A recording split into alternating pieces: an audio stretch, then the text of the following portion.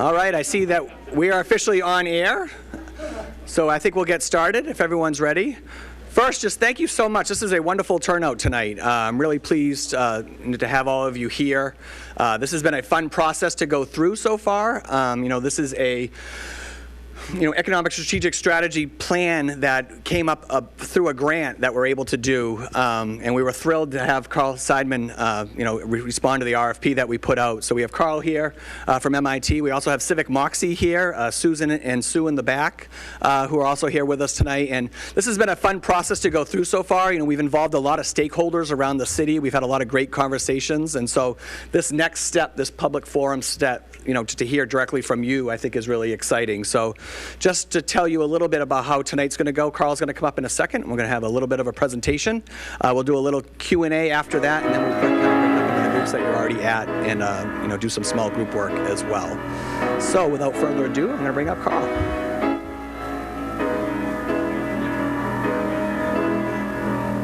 Great. Good evening, everyone, and thank you for coming out today. We're excited to get your participation and get your feedback. As the mayor said, I'm the consultant leading this process, and I'm going to take a few minutes to kind of share some of what we've learned to date. We've done a lot of economic analysis. We've had a lot of interviews and focus groups, and out of that, we've kind of developed some strategy options, and we're going to ask you to sort of discuss those, think about them, help prioritize them as we move to formulating the strategy. So I'm going to begin just by giving you my definition of economic development. What are we sort of talking about? And the definition I'm using is sort of programs, policies, and activities that seek to improve the economy and well-being for a community. And I see it as having really three components. One is, increases in business and economic activity, economic assets, and how those are distributed across the community. But ultimately improving the community's well-being and quality of life is why we care about economic development. And lastly, improving the capacity to sustain economic development over time, not just one segment of decisions that make for a vibrant economy. And the other thing about economic development for a community like Newburyport, you operate within a regional economy. And there's a larger context in which you have to be thinking about economic development. And Newburyport's located at the northern part of the Boston metropolitan region. That's an advantage in some ways. You could access residents from Massachusetts and New Hampshire and workers from both states. You have very strong highway access with good access to 95, 495, and Route 1. But you're also in a context where you're competing with a lot of other visitor destinations and economic centers that are competing for visitors, for business activity. Also, as a waterfront community that has some strengths, but it also heightens your risks from sea level rise, flooding with climate. So I want to talk a little bit about the economic base and economic clusters, sessions and economic analysis. So as of the end of 2021, which was the last year from which data was available, Newburyport had 990 establishments with almost 12,000 average monthly jobs. You have a very diverse economic base. You have 5 sectors of the economy that account for at least 12% of your jobs. The biggest ones are health and education at 29%, manufacturing at 18%. When we look at you from a payroll perspective, not just the number of jobs, but the wages paid to workers, professional and business services is also another important segment of the economy, contributing over a quarter of payroll. You also, when we looked at the sort of share of employment in different industries and how that compares to the share in the region, we identified several areas where you have a strong concentration: manufacturing, healthcare, and leisure and hospitality, primarily in the restaurant sector of the economy. You're underrepresented versus Boston, the Merrimack Valley, in terms of your construction, trade, and transportation employment, and professional and business services. And this chart just kind of is a graphic representation of what I discussed. If you look towards the right, that 12.6%, that's leisure and hospitality. You can see that's much higher than the Merrimack Valley and the Boston metro area. Also on the left, you're a little higher in manufacturing, and towards the center, a little higher in education and health services. The other thing about Newburyport's economic base is you really are an economy of small businesses. Half of the enterprises have less than 5 workers, and 84% have less than 20. The small firms are particularly dominant in construction and in professional and technical services. 2/3 of those sectors have less than 5 workers. Retail, arts and entertainment and recreation also are very small. 90% of them have less than 20 workers. The food and accommodation sector is the largest. You can see that's to the far right. You can see there's a fairly equal distribution of businesses by size and a fairly large number in the larger size. The other aspect of Newburyport's economy is how well you've been performing in terms of employment growth. And the news there is fairly positive. Newburyport's rate of growth from 2012 to 2023 exceeded that of the Merrimack Valley and Boston region. It was close to over 10%, while the other regions grew at about 6%. And in 9 sectors, you had higher growth than the other 2 regions. Your growth in manufacturing, leisure, and hospitality, while there was regional decline in those sectors, and there's been steady decline in trade, transportation, and utilities, as I mentioned. Particularly interesting is that you've had a stronger post-pandemic recovery than the region. At the end of 2021, you had regained almost 99% of the jobs you had in 2019. And in 4 sectors, you actually had more jobs than you had in 2019: information, finance, business and professional services, and education and healthcare. And your recovery has really been higher than the Merrimack Valley, higher than Boston in 6 sectors. So you've been doing very well as we've been recovering from the pandemic. So when we looked at a lot of this data, we really see 4 key economic clusters that are generating most of the jobs, generating significant growth and payroll in the city. First is tourism. There are about 100 firms in that sector with 1,500 jobs, and this includes restaurants, lodging, and arts, entertainment, and recreation businesses. And it really reflects Newburyport as a destination based on the city's natural, cultural, recreational assets. Then there's healthcare, 89 firms, almost 2,600 jobs. You are a regional healthcare center with Enerjax Hospital and nursing and residential care facilities, a lot of medical offices. You have a strong manufacturing cluster, reflected in the industrial park, with 68 firms and almost 2,200 jobs. And then there's a sort of food sector which overlaps some of those other sectors with 90 firms, 2,200 jobs. That includes restaurants, food stores, breweries, food manufacturing. The last part, second to last part of the economic base I want to touch on is sort of the development sites, development opportunities. Newburyport is a largely developed city. You don't have a lot of vacant land that's undeveloped, but you do have districts and areas that have opportunities for infill development and for redevelopment. So in the waterfront downtown, there's the waterfront west site. A lot of planning and thinking has been done about that site. Potentially you can support housing, perhaps hotels, perhaps some commercial development. There are some smaller lots owned by New England Development downtown that might also provide opportunities for commercial housing. There's the 40R district by the commuter rail station. You already have had some development there, but there's more opportunities there.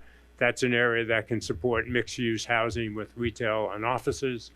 The Story Avenue area, this is an opportunity for infill development, redevelopment to kind of reconfigure that area as a mixed-use area with housing and retail and offices, perhaps some opportunities for mixed-use commercial development. There's some large vacant properties. The Merson Building on Merrimack Street is one. There are some vacant properties in the industrial park as well. And then in the business and industrial park, while the wetlands constrain the opportunity for a lot of large-scale new development, there may be opportunities for infill development, opportunities for higher density development there. And then you have a resident labor force, the people who live in Newburyport and are working or looking for work, and you have a very well-educated and highly well-employed labor force. If you look to the right there, you can see that over 60% of Newburyport residents have a bachelor's degree. That's much higher than the Boston region. And over 60% work in management, business, science, and art occupations, which are fairly high skill and fairly high paying. You also have a labor force that has a higher participation rate than the region and a very high level of self-employment, 9.5% versus less than 6%.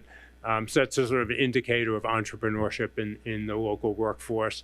The downside is you've had little growth in your city labor force from 2010 to 2020, and you've actually lost over 2,300 residents in that core working age of 20 to 64. And also, because you are such a large employment center and because of the nature of your workforce, you are very dependent on the regional labor market for employers to attract workers. There are more jobs in Newburyport than there are workers, so even if everyone who lived here worked in the city, you'd still need to bring in workers. But since most of the people in the city are higher skilled, they're not necessarily going to work in manufacturing or restaurants or all the healthcare jobs, you are really dependent on that regional labor force. So I'm going to talk a little bit now about your arts, culture, historic, and natural resources, which is an important asset for the city, and just a little bit of an overview of our findings here. You have very significant historic assets. Probably the most significant asset you have is sort of very critical to your identity, the historic districts, the preservation of that, the beautiful historic buildings you have downtown. You have a lot of natural resources that are a very strong presence, that are a regional draw, and that are linked to a number of regional open space networks. And then you have a lot of arts and cultural resources, although these tend to be more scattered throughout the community, perhaps less visible and recognized as some of the other assets, with theaters, art houses, galleries, and public art. I think what we found here is that it's very difficult to find some of this rich trove of resources you have and to navigate them because there are sort of overlapping districts, overlapping names, no real single map or website to find all this. There's no single entity that's really coordinating the marketing, funding, advocacy for the arts and culture sector. You face some risks from climate change with a lot of those resources being near the waterfront. And you've also seen some loss of arts and cultural resources as partly due to the pandemic. Some galleries have moved online, partly due to high costs of being in Newburyport, which have caused some arts or cultural businesses to move outside the city. And I want to sort of talk a little about what we call the ecosystem. As Newburyport implements an economic development strategy, it's going to be working in concert with a large set of organizations who wanted to better understand what that looked like, both regionally and locally. So in terms of the economic development ecosystem, there are very significant regional resources that exist that Newburyport can capitalize on. There's tourism marketing through the north of Boston area, the Essex Heritage Trail. There's small business support through a number of organizations, SCORE, which is the Service Corps of Retired Executives. Salem has an Enterprise Center and Small Business Development Center. There's a state manufacturing partnership. There's a very strong regional workforce development system with technical high schools, the community college. There's a consortium of organizations working in manufacturing that's also expanding into some other sectors. You have a very strong regional chamber of commerce. There's strong local capacity in a number of areas. City government's done a good job with infrastructure and recreational facilities and activities. You have a strong private banking sector providing capital to businesses, and a robust real estate development community that's helped preserve real estate and develop new real estate. But we have found some significant gaps in your local capacity. There's no dedicated economic development organization or full-time staff working on economic development. There's no real unified effort around the management and marketing of the downtown, or around unified tourism or visitor branding, marketing, and management. In terms of the arts and cultural and historic resources, natural resources, you also benefit from regional resources. There are these regional destination networks and marketing entities that exist: the Wildlife Refuge of I-95, the Essex National Heritage Area. You have some regional destinations in terms of the State Park, Plum Island Beaches, the Firehouse Center for the Arts. But the visitor experience, as we've mentioned, you have multiple sources of information, no real unified mapping, so it's a very challenging place for the visitors to understand and appreciate everything that's going on. And also related to that, in the communication side, there's a lot of websites, confusing mix of websites. Some are locally oriented, some are visitor oriented, and none of them really provide a complete picture. You have this historic pedestrian-oriented downtown, which with a great mix of restaurants and independent retailers, arts, cultural, historic destinations. You have both the ocean and waterfront uses and attractions, the links, as we've talked about, to the regional network. And you also have this complementary business and industrial park with a growing diversity of businesses, the strong labor force we've talked about, the highway access, the local banks that are supporting business lending, and the Regional Chamber of Commerce and the regional workforce development and small business development system. So you have a lot of strengths to build on. Some of the weaknesses we've identified: the ability to attract workers and diverse residents, because you have very high housing costs and limited affordable housing stock. While there are public transportation services, there are constraints in terms of how well they serve commuting needs, how frequently they operate, how long their hours are. The accessibility and location of downtown parking for employees has been raised by a number of businesses. We mentioned the economic development capacity is not strong, and the alignment among the multiple economic development efforts across different organizations is not strong. You have a fairly complex and slow development permitting process, which makes it very challenging for businesses to expand, for new development projects to get established. The cost of real estate here is high. There's limited availability of real estate to support economic growth. There isn't a strong identity or brand for Newburyport in attracting visitors. And when you enter the city from I-95, you don't really get a great picture of the city and a representative picture of the city. Fragmented marketing and promotion efforts we've talked about. You don't really have considerable housing or hotels or lodging, which limits your ability to have visitors stay or to have events where people can stay for multiple days. And the information and wayfinding to discover and visit the full range of the city's amenities and destinations is a weakness. Some of the critical opportunities you have, we see a real opportunity to establish Newburyport as a strong north of Boston visitor destination that people will want to come to as a primary destination. And that will grow visitors, increase the length of visitors, expand year-round tourism that will help support the small businesses. You could strengthen Newburyport as a regional dining, shopping, arts and cultural entertainment destination for people who live within a 20 to 30-minute drive, and then capitalize on that regional training and transportation system to better address workforce needs. And then lastly, what are some of the critical threats you're facing? We've heard a lot in our interviews about NIMBYism and resistance to change and people not wanting to see the city adapt to new economic opportunities and new development. You face the threat of climate change impacts on infrastructure, businesses, and attractions. And you face competition really in two dimensions. Nearby cities and towns that offer lower real estate costs and business costs can potentially draw businesses and arts and cultural organizations out of the city and sort of undermine some of those assets. And then competition from other visitor destinations are a threat to the importance of the visitor economy for supporting local businesses.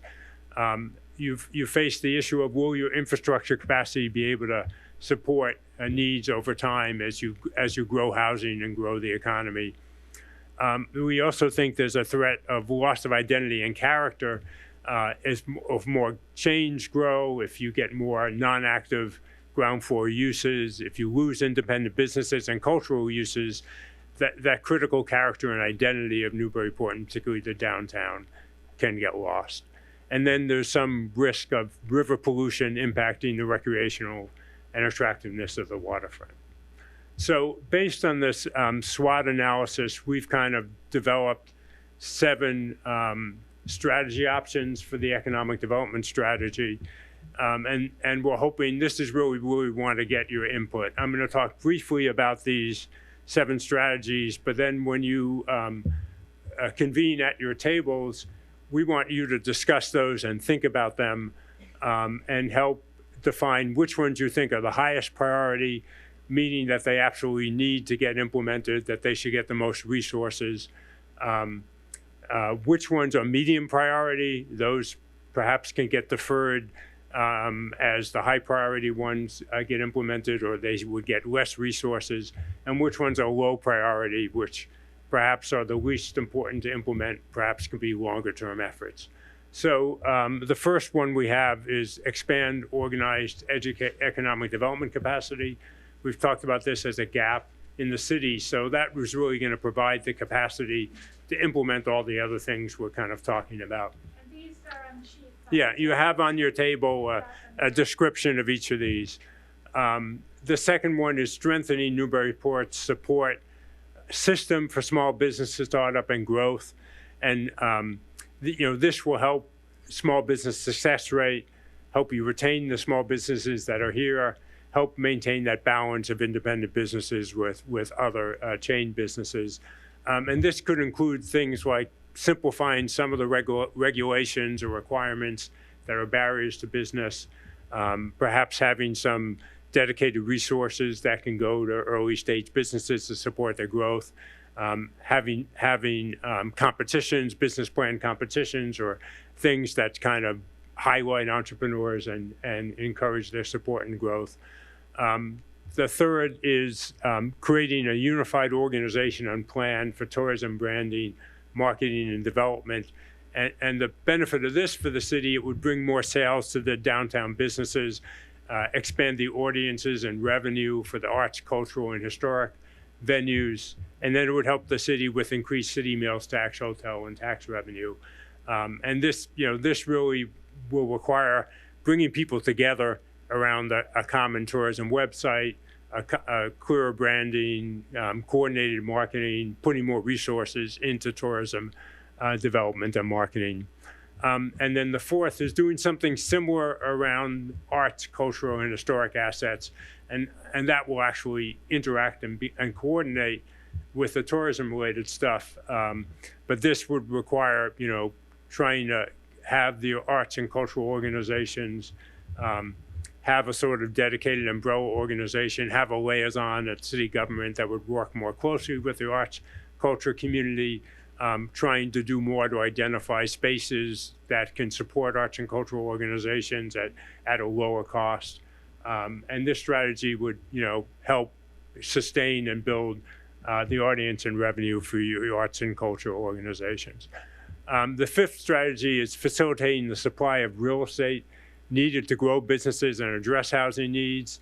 And this would really focus on sort of the 3 key areas. We've talked about Waterfront West, Story Avenue and the 40R district. And this would look at planning and zoning to create a clearer vision for those areas, to kind of put in place the zoning that would facilitate that, and trying to simplify the approval process so that some activities that right now might require special permits or additional reviews could happen a little more readily. The sixth strategy is improving Newburyport's capacity to nurture and attract employees. This is really geared at helping the diverse set of businesses, from manufacturers to healthcare to restaurants, that are having trouble finding workers. And this, helps sustain the growth of those businesses. This might involve having industries organize themselves to interact more effectively with the regional workforce development system, to attract graduates of some of those programs into the city, make sure that people in the larger area understand the job opportunities and career opportunities that exist in Newburyport. Probably might also involve working on improving the transportation system for commuters.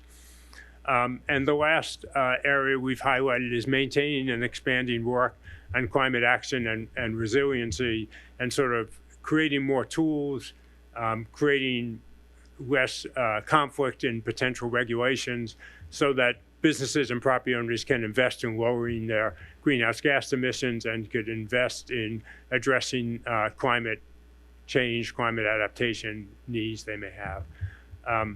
So I know I've gone on for a while, but before we break into your tables for some discussion, any questions people have that they'd like to raise? Okay. Oh yes, sir. Awesome. Thank you for this. Yeah. What's above this? Is there a mission, vision, guiding, or return that we're looking for that guide these strategies, or they tie up to? Yeah, I mean, we have worked on a vision statement, and it's in the process of sort of being drafted and wordsmith. But I think it does.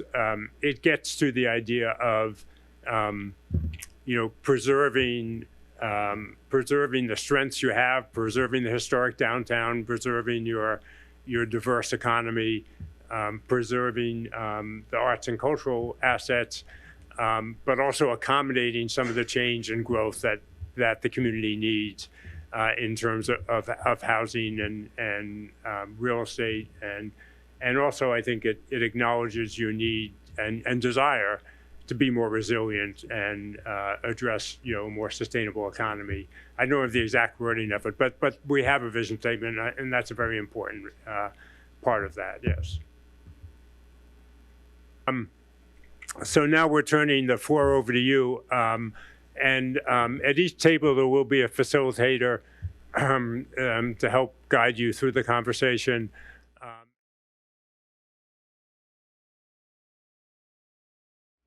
100%. And we've seen that it's gotten worse and worse, and that's something we should really look at. If we've spent in the area of $19 million, including the garage, we now have to make sure that any infrastructure we put in moving forward is protected, or this is all for naught. So that was our findings. Looking forward to seeing everybody else.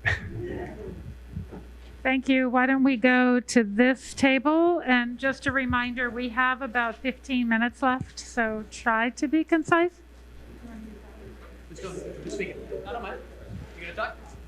Sure. So it's interesting actually to see the variation amongst the tables. Thanks, Andrew, for holding this. So the two things I guess I would note about this group's discussion, the economic development capacity, the group landed on an L, but sort of tentatively on that one. I think that was partly because it was to be determined, TBD, because of the thought was that looking at the other things that we're trying to achieve here, the thought was roll that back and look at what is the actual capacity to achieve those things after we've established, that the priority goals and so forth. So there's a thought of sort of holding off on that a little bit to determine how that fits in there. The other comment or caveat I think that the group had was that the climate action was felt to be something that really should be integrated throughout and considered holistically going forward. Like the other group had said, as being a high priority that we need to think about as a coastal community. business, there was a, you can see here the high priority ones. This is the one that there was a lot of focus on the real estate supply, a discussion of the fact that the zoning is really important. So you think about the 40-hour district, that's changed over time, more recently with the 40-hour district and the build out that's starting to happen there with residential, that's an example of the type of change maybe that we need to have in order to maximize our real estate capacity given the build out that the city has already. The land area that we don't have horizontal is very limited, so we have to redevelop areas, and that requires sometimes contentious debates over zoning, but the real estate supply being important there. There's a sense that these are key things that we need to do as well, supporting small businesses. The tourism and marketing was very high as well. I think the sense was that, as Carl had mentioned earlier on in the presentation, that there may be not a unified effort to do that outwardly of the city. It doesn't necessarily have to be just the city. It could be working with the chamber and others, but the idea that we have to market the city itself, it isn't enough to just have the space available, for instance, but we actually have to draw folks in a unified way. And then we had some lesser focus on things like workforce attraction and development. There was a thought there that may be a little bit arguably outside the city's control, at least direct control, and therefore may perhaps a lesser priority. Arts and culture and historical resources, sort of a goal or outcome, but impacted a little bit by the marketing and the real estate categories that we had elsewhere in here. So that's sort of a quick synopsis of the group's discussion. Thanks. Sure.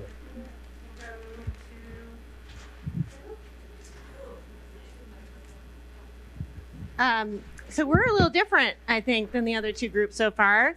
Not that we disagree that there are priorities on all of these, but we sort of saw this grouping into sort of small, like subgroups. So we had high priority actually was the building economic development capacity, whatever form that takes. And it could be additional staffing for either the city or the chamber or a combination or something totally different. But we felt like that would help implement all the things that fell below that. So we really saw that as a priority. We also felt like arts, culture, and historic assets, we also grouped natural resources in there, and we felt like that was a high priority because it really is what feeds small business support, sustains small businesses in our community, and also is the reason we have tourism marketing needs. So we really felt like that was the key one, but that these are really important as well. And there's other things listed, for those two categories that maybe aren't directly related to arts, culture, and history, and natural resources. But we really saw that as its own sort of triumvirate there. And then real estate supply, which also I would mentioned addressing housing needs. We talked a lot about housing needs and overall sort of land use regulations that help grow new space for businesses, affordable housing for workforce development, to support a workforce.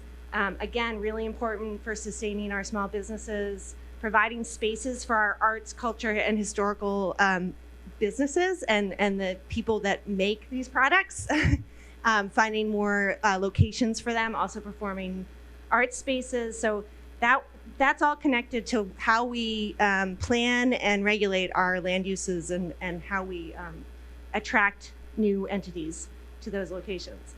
And then we saw workforce attraction and development as connected to that one. So these were really connected to each other. Workforce development, very important for us to provide places for people to live who work here. So very connected to the housing.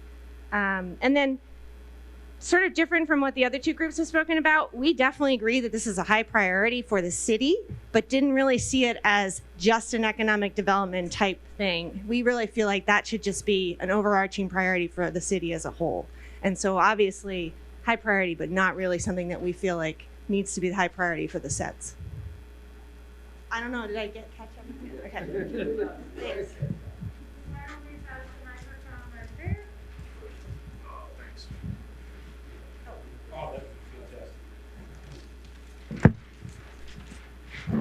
Welcome.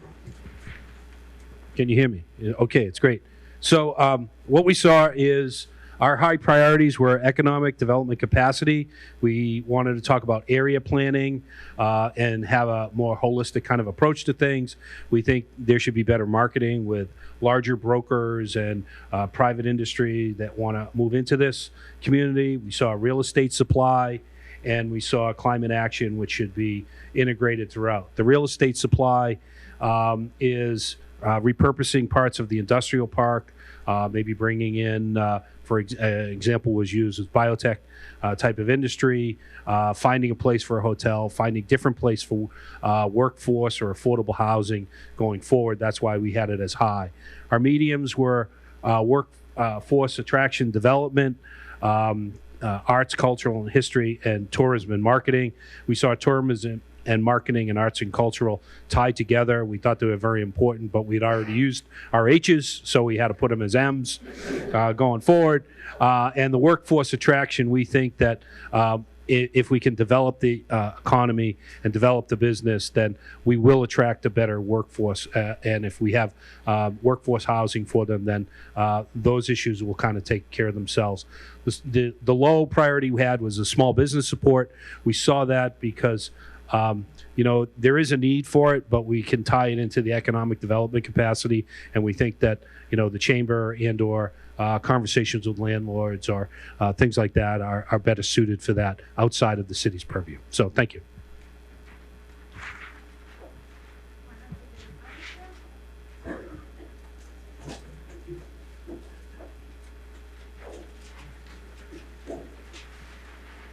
All right, so similar to that group up there, we grouped a couple of them together, but we think that everything stems from this economic development capacity and needing to be marketing downtown, a unified message about all the assets that we have here in town.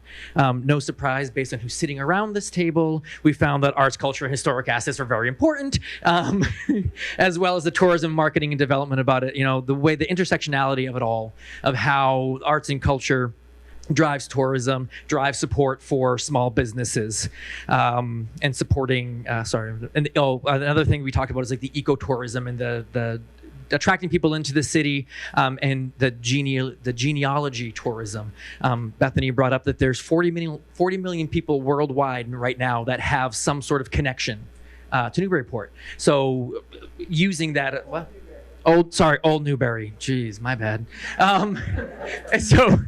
So leveraging that, and in similar ways, we felt that the real estate supply and the workforce development, workforce housing and attraction of that, housing in Newburyport may not be an option, but being able to look at the surrounding communities, and then also for the real estate supply is looking at how we can find shared office space, while talking about the affordability of spaces for some of the smaller organizations or some of the startup businesses that are coming into town. Did I hit everything? I think so. Great. Thank you.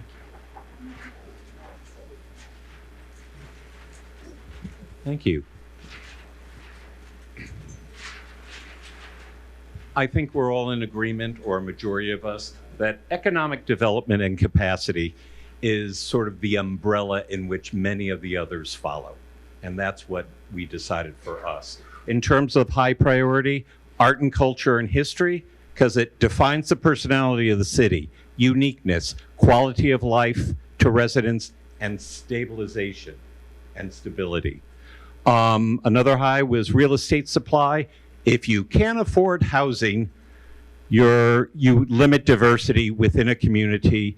Commercial real estate, affordable for certain small businesses and support. Medium were small business support, says it. We felt that workforce attraction development was filtered throughout all of these. And climate action and resilience, continue what we're currently doing, and also that is probably, of all of these, impacts from state and or federal as it works within us. So that's about it. Thank you. Great. Well, thank you, everyone. A lot of great conversations, a lot of interesting and thoughtful rationales.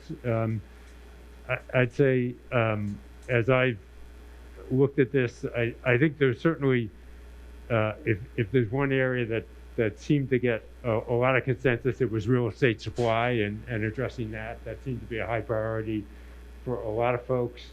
I think there's also a lot of recognition of addressing economic development capacity, and better understanding what that will mean as we move forward with the the other strategies. But I think we're going to take back this information and combine it and look at where the sort of emerging consensus is. We're also going to be meeting with the stakeholder advisory committee that's working on the strategy and get their feedback as well.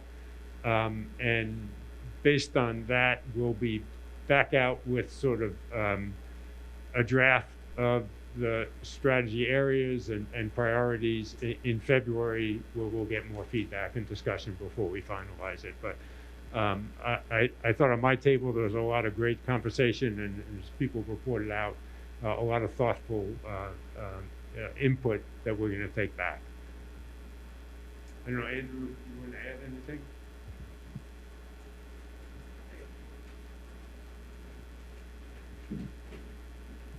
I don't have much to add besides thank you all for coming and being a part of this. It's crucial that we get community feedback from this. We're going to be looking for other ways to continue to engage folks. There will be public presentations of this in the future, and we were able to record tonight, which is great. So there will be a link on NCM Hub. If you want to share it with your neighbors, share it with your friends, share it with colleagues, you'll be able to do that, at least the first presentation. We'll post the slides on the website, so we'll get all this out there. But it's crucial to continue to get feedback. You can send in folks to me if they have any questions. And yeah, thank you for being here. And I feel like I had something else to say. Nope, it won't come back to me. But catch me if you have any questions. But thank you all very much.